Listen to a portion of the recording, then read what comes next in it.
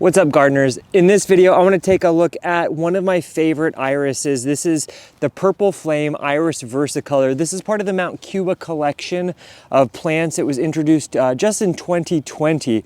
I live here in Westchester, Pennsylvania, maybe 45 minutes from Mount Cuba Center, which is a garden center in the mid-Atlantic that focuses on growing native plants, and from time to time they will release plants into the horticultural world for us to enjoy, like these purple flames.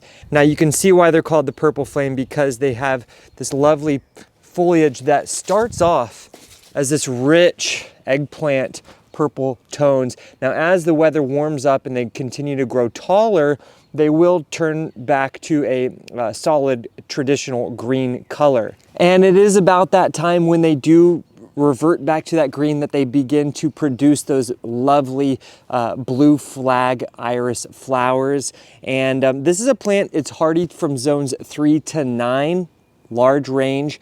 It's a plant that can grow in average garden conditions, but it can also take rather wet areas. I'm kind of at the bottom of a slope where water seems to flow. This is an area that stays pretty moist. That's why I planted these here.